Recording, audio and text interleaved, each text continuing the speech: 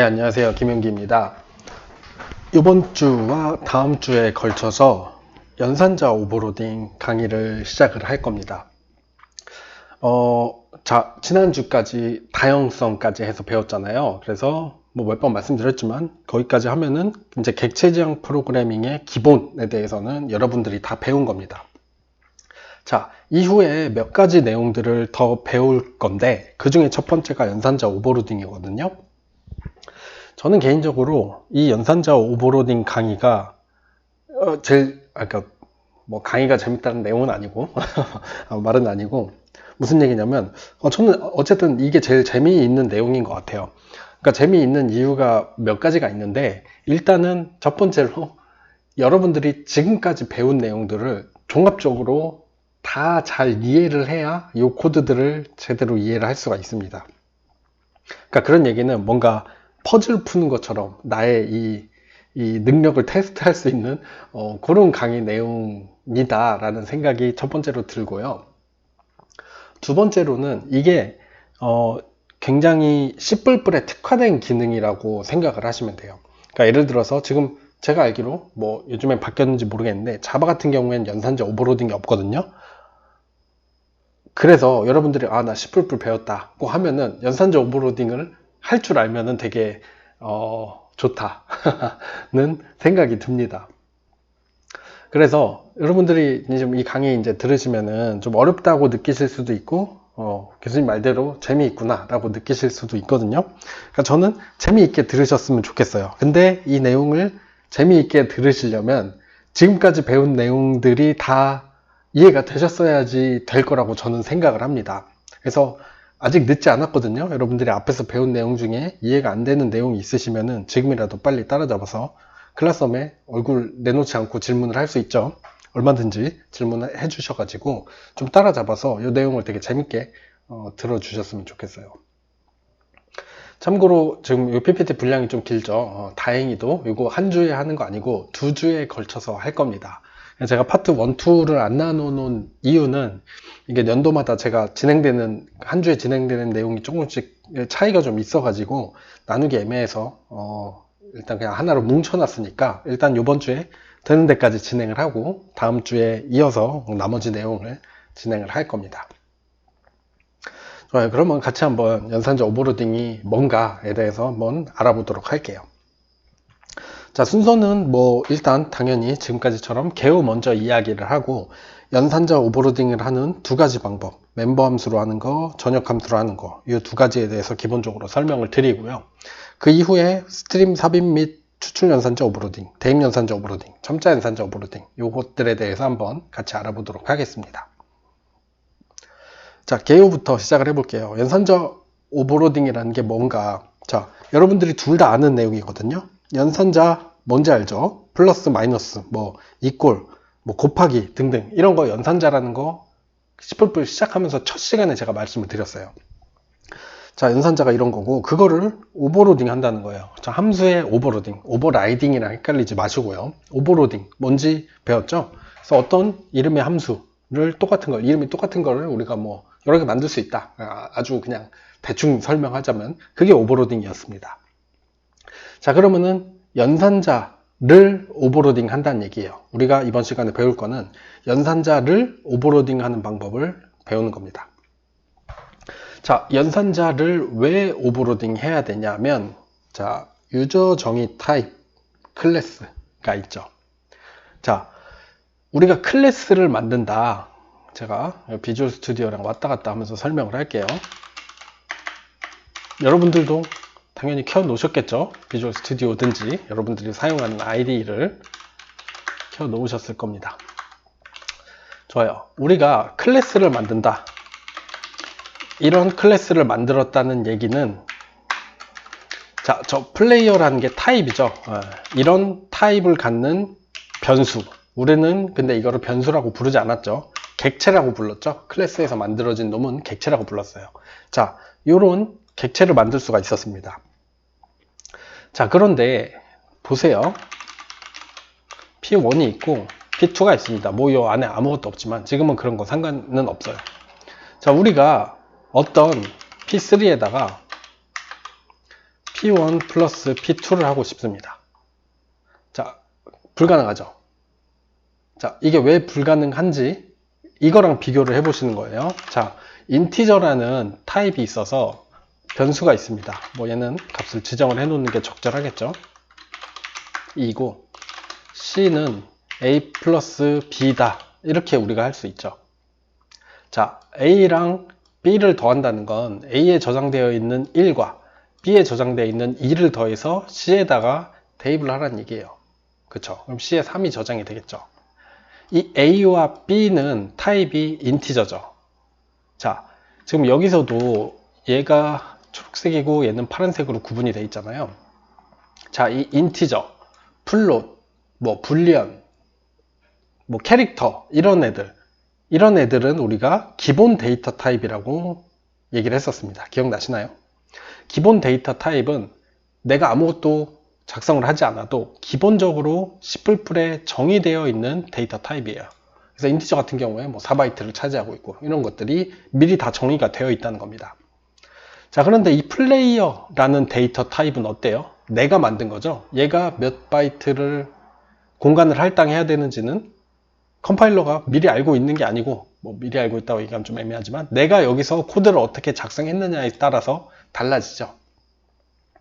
자, 이렇게 클래스와 같은 거를 사용자 정의 또는 유저 정의 타입이라고 이야기를 합니다. 자, 유저 정의 타입에 대해서는 플러스, 마이너스, 뭐 이꼴, 곱하기 등등의 연산자가 기본적으로는 사용이 불가능해요. 아까 보셨듯이 P1과 P2를 더한다는 게 불가능하다는 거예요. 자, 왜 불가능하냐는 거는 컴파일러가 어떻게 해야 되는지 모른다는 겁니다. 자, 얘도 그러니까 이 데이터 타입 자체가 내가 정의해 준 놈이기 때문에 두 개를 더했을 때 어떻게 돼야 되는지도 내가 정의해 줘야 된다는 얘기예요. 그거를 정의할 수 있는 방법이 연산자 오버로딩이거든요. 조금 더 가서 볼게요. 자, 기본 타입, 뭐 인티저, 플롯 등등은 기본적으로 연산자를 사용할 수 있었어요. 그런데 클래스 객체에 대해서는 불가능하거든요. 우리가 연산자 오버로딩을 하면은 유사하게 사용을 할 수가 있습니다. 자, 얘를 하는 이유는 뭐냐면 연산자 오버로딩을 하는 이유는 이거예요. 코드를 이해하기 쉽고 작성하기 쉽게 만들기 위함입니다. 자, 연산자 오버로딩을 하지 않아도 똑같은 기능을 하는 코드를 만드는데 전혀 문제가 없어요. 얘는 그냥 보기 쉬운, 읽기 쉬운 코드를 만들기 위해서 사용을 하는 겁니다. 뭐 또는 사용하기 쉬운 코드, 이렇게 이야기를 할 수 있겠어요. 자, 그러면은 연산자 오버로딩 하면 무조건 좋냐? 당연히 세상에 무조건이란 건 없습니다. 항상 좋은 건 아니고 여러분들이 필요하다고 생각이 될 때 연산자 오버로딩을 하면 좋겠구나 할 때만 사용을 하는 게 좋아요. 추가적으로 뭐 대입 연산자를 제외하면 자동 생성되지 않으면 사용자가 구현해 주어야 함이라고 써있는데 이거는 조금 이따가 가서 봅시다. 나중에 아마 다음 주에 보게 될 거예요. 대입 연산자 부분에서 제가 설명을 드리겠습니다. 지금은 일단 자, 요거 세 가지 알아두시면 돼요. 방금 보신 것처럼 이렇게 플레이어 객체 P1, P2 같은 경우에는 두 개를 더할 수가 없다. 왜? 어떻게 더해야 되는지 모르니까. 얘네들은 더할 수 있다. 왜? 어떻게 더해야 되는지 기본 데이터 타입에 대해서는 이미 다 알고 있으니까. 그래서 이게 가능하게 하려면 뭐다? 내가 구현해줘야 된다. 구현해주는 방법이 연산자 오버로딩이다. 이렇게 요약을 할 수 있겠습니다. 자, 밑에 큰 글씨로 써놨죠. 기능 자체도 중요한데요. 말씀드렸듯이 지금까지 배운 모든 내용이 종합적으로 적용이 되기 때문에 여러분들이 이 내용을 보다가 이 부분 잘 모르겠는데 하면 앞으로 돌아가셔서 그 해당 강의 부분을 좀 다시 보시고 오시는 그런 정도 좀 수고를 해주시면은 더 재미있을 거예요. 좋습니다. 자, 뭐 또 다시 다른 간단한 예제를 볼게요. 우리가 뭐 왠지는 모르겠지만 넘버라는 클래스를 만들었습니다. 자, 이 넘버는 프라이빗이고 어떤 숫자 하나를 그냥 가지고 있는 클래스예요. 자, 그래서 우리가 생성자도 만들어 볼까요? 그래서 넘버 클래스 객체를 만들 때 인티저를 하나 받도록 하죠. 얘도 벨이라고 하고 그러면은 벨에다가 저 인자로 받은 벨을 대입하도록 해라 하면은 우리가 넘버 객체를 하나 받으면 거기에 벨 값이 들어가 있을 겁니다. 무슨 얘기냐? 우리가 넘버 객체 n1을 만들 때 여기다가 5를 넣어서 초기화를 시켜주면은 n1의 멤버 변수인 벨에 5가 들어가 있겠죠. 그 다음에 또 다른 넘버 객체 n2에다가 뭐 10을 넣어서 이렇게 초기화를 했어요. 그러면은 n2의 벨에는 10이 들어가 있을 겁니다. 자, 우리가 새로운 n3를 n1 플러스 n2를 해서 만들고 싶다고 해볼게요. 넘버죠.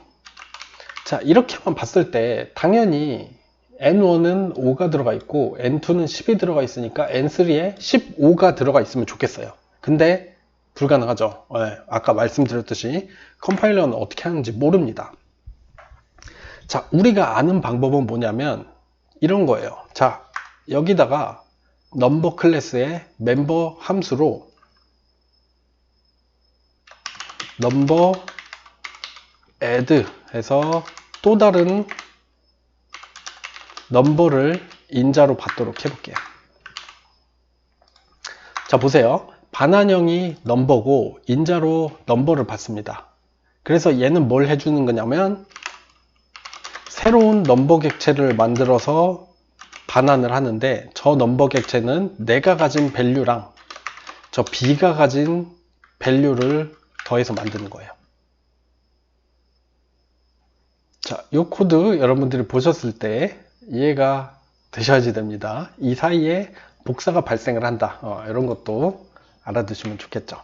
자, 그래서 이렇게 쓸 수는 없고 우리가 뭘 할 수 있냐면 넘버에다가 그러니까 n3를 만들 때 n1에 있는 add 함수를 호출해서 저기다 인자로 n2를 넘겨주는 거예요. 자, 프린트 함수까지 만들어 볼까요? 그래서 지금 가진 멤버 변수 값을 출력을 할 수 있도록 프린트 함수도 한번 만들어 봅시다. 그래서 얘는 간단하게 그냥 화면에다가 내가 멤버 변수에다가 저장해 둔 저 밸류 값을 출력을 해 주는 거예요. 자, 이렇게 해서 자, n3에 15가 잘 들어가 있나 한번 확인해 볼까요? n3에 프린트 함수를 호출하면은 15가 이렇게 출력이 되겠죠. 네, 잘 동작합니다. 자, 이렇게 우리가 n1이 가지고 있는 값과 n2가 가지고 있는 값을 더해주고 싶을 때 지금 이렇게는 할 수 없으니 이런 방식으로 구현을 할 수가 있었어요. 그렇죠? 멤버 함수를 만들어서 얘를 사용을 해서 할 수 있습니다. 자, 또 다른 방법, 두 번째 방법은 뭐가 있냐면 멤버 함수 아니죠. 얘는 그냥 전역 함수예요. 여기다가 넘버 객체 두 개를 받도록 하는 거예요. n1과 물론 이름은 n1, n2가 아니어도 상관없겠죠. 이렇게 받으면은 아이고 보이드가 아니고 넘버 객체를 반환해야지 되겠죠. 그래서 얘도 똑같이 반환을 해주는데 이제 n1의 밸류랑 n2의 밸류를 가지고 넘버 객체를 하나 새로 생성을 해서 반환을 해줄 수도 있습니다. 자, 근데 이런 경우 지금 여기 빨간색 줄이 뜨고 있죠. 여러분들 이유가 짐작이 가시죠? 왜 그러냐? 넘은 프라이빗이니까 객체에서 접근을 할 수가 없어요. 그래서 뭐 또 어떻게 해줄까요? 자, 여기다가 인티저 값을 반환을 하는 뭐 get value라는 함수를 만들어서 이 함수를 호출하면은 밸류 값을 반환을 하도록 이렇게 해보죠. 자, 그러면은 n1이 가지고 있는 getValue 함수를 호출하면 n1에 저장된 인티저 값이 반환이 될 거고 n2도 getValue 함수를 호출하면은 n2의 멤버 변수인 value가 값이 반환이 될 거니까 우리가 이 함수를 호출할 때 그러니까 n4를 만들 때 이번에는 방금 만든 저 add 함수를 호출하는 거예요. 얘는 멤버 함수가 아니니까 그냥 이렇게 호출하면 되죠. 일반 함수니까, 전역 함수니까 n1과 n2를 넣어서 이렇게 호출하는 겁니다. 그래서 n4에도 15가 잘 들어가 있나 프린트해서 확인을 해보시면 이렇게 15가 잘 들어가 있는 걸 확인하실 수 있어요. 자, 여러분들 이거 만약에 여러분들이 자 성실하게 잘 저를 따라서 타이핑을 해보고 있다고 쳐요. 저는 다른 내용을 계속 이어서 설명할 건데 지금 이거 어떻게 동작하는지 모르겠다. 어떻게 보는지 방법 다 아시죠? 이제는 익숙해지셨을 거라고 믿어요. 중단점 걸어서 들어가서 지금 n1에 무슨 값이 들어있고 이런 거 다 보실 수 있습니다. getValue 또 호출하니까 getValue 들어가는 것도 볼 수 있고요. 더 얘기 안 할게요. 저 디버깅 하면서 잘 따라서 해보세요. 자, 지금은 A 플러스 B만 하려고 하는데 뭐 연산자 오버로딩 하는 거 아직 안 배웠으니까 저렇게밖에 할 수가 없습니다. 그래서 이렇게 방금 전처럼 뭐 예를 들어서 좀 더 복잡하게 A 플러스 B 곱하기 C 나누기 D를 계산한다고 치면은 뭐 add 함수도 만들고 divide 함수도 만들고 multiply 함수도 만들어서 이렇게 호출할 수가 있어요. 또는 멤버 함수를 사용해서 구현한다면 이런 식으로 되겠죠. 자, 여러분들 어때요? 저 오른쪽에 그림 넣어놨는데 딱 보기만 해도 벌써 암이 걸립니다. 지금 이 오른쪽을 보고 이게 이거구나 라는 거를 해석하는데 벌써 피곤해요. 이렇게 하기 싫다는 거예요. 연산자 오버로딩을 하면은 이렇게 안 해도 된다는 겁니다. 우리가 연산자 오버로딩을 하게 되면은 이제 이렇게 쓸 수가 있어요.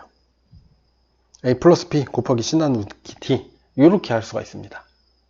자, 연산자 오버로딩을 하게 되면 이게 가능해진다. 그거를 좀 긴 과정을 통해서 보여드린 거예요.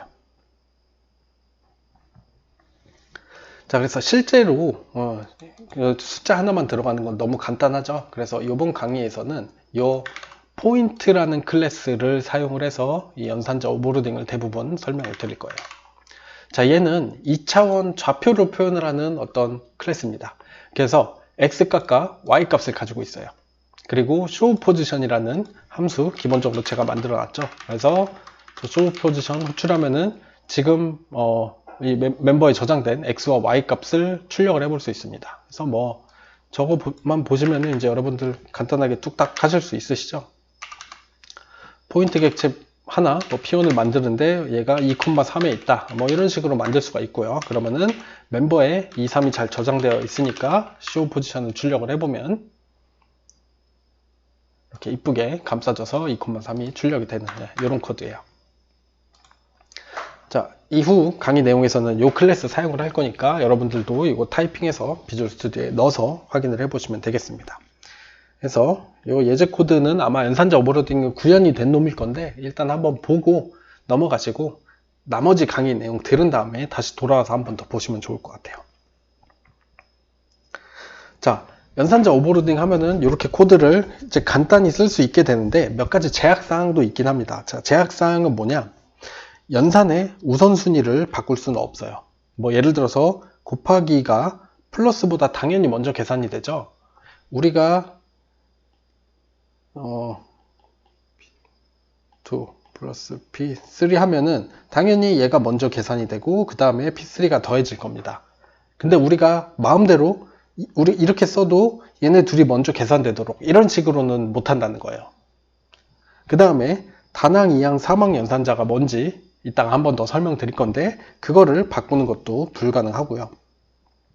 그 다음에 기본 타입이죠. 그러니까 이 연산자 오버로딩은 우리가 만든 클래스에 대해서만 가능하지 인티저 변수 아까 밑에 써놨던 A 플러스 B A가 1이고 B가 2면은 A 플러스 B는 3이 될 수밖에 없어요. 그걸 우리가 마음대로 바꿀 수는 없습니다. 그래서 기본 타입에 대한 연산자 오버로딩은 불가능하고요. 그 다음에 없는 연산자를 새로 만들어내는 것도 불가능해요.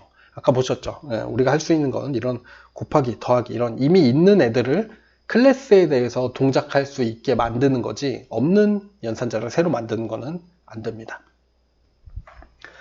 그 다음에 이 강의에서 중요한 게 이 연산자 오버로딩 방법인데요. 연산자 오버로딩 방법이 두 가지가 있거든요. 멤버 함수로 오버로딩 하거나 전역 함수로 오버로딩 할 수가 있어요. 자, 이거를 내 취향대로 할 수가 있는데 몇몇 연산자들은 예외적으로 멤버 함수로만 오버로딩 가능한 경우가 있습니다. 자, 아직은 어떻게 하는지를 안 배우시니까 요거가 정확히 이해는 안 되실 거예요. 그래도 일단 한번 보고 넘어가고 아마 마지막 복습 부분에서 제가 한번 더 짚어 드릴 테니까 그렇구나 하고 여기 넘어가시면 되겠습니다. 자, 그래서 아까 본 것처럼 뭐 이것도 써볼까요? 당연히 얘가 클래스이기 때문에 P2가 얘는 뭐 3,4다 이렇게 했을 때 내가 새로운 세미콜론이 안 찍혔네요. P3 같은 거를 만들 때 얘는 P1 플러스 P2다 이런 게 불가능합니다. 그쵸? 어떻게 하는지 몰라요, 컴파일러는. 하지만 앞으로는 이게 가능하게 해서 이제 P3에 X가 5고 P3에 Y가 4가 되도록 이렇게 만들 거예요. 자, 이렇게 했을 때 이 P3 객체에 5,4가 저장이 되도록 만들 겁니다. 또 여러 가지 다른 것도 해볼 건데, 뭐 이런 거. P1이 P2보다 작은지 아닌지 불리한 값을 반환하는 거, 또는 좌표가 같은지 아닌지 불리한 값을 반환하는 거. 얘네들도 연산자기 때문에 우리가 기능을 구현을 해줄 수가 있고요. 마지막으로 이런 것도 가능하게 해줄 겁니다. 이게 굉장히 재미있어요. 자, 지금은 당연히 얘도 불가능합니다. 이거 불가능해요. 왜? 사실은 얘도 연산자거든요. 이 연산자가 어떻게 동작하는지 우리가 정의를 안 해줬어요. 우리가 좌표를 보려면 지금은 P3에 만들어 놓은 showPosition이라는 함수를 사용해야만 합니다. 그런데 이것도 싫다 이거예요. 나는 이렇게 쓰고 싶다. 네, 이것도 가능합니다. 연산자 오버로딩 해주시면 가능하게 돼요. 자, 여기까지가 개요였어요. 여러분들 좀 감이 잡히시나요? 간단하게 얘기하자면은 우리가 연산자 오버로딩을 하게 되면 클래스 객체에 대해서도 플러스 마이너스 곱하기 나누기 또는 이런 놈들까지 가능해지게 된다. 뭐 간단하게 그런 겁니다. 클래스에 대한 연산자의 적용 방식을 사용자가 직접 오버로딩해서 구현할 수 있는 게 연산자 오버로딩이에요.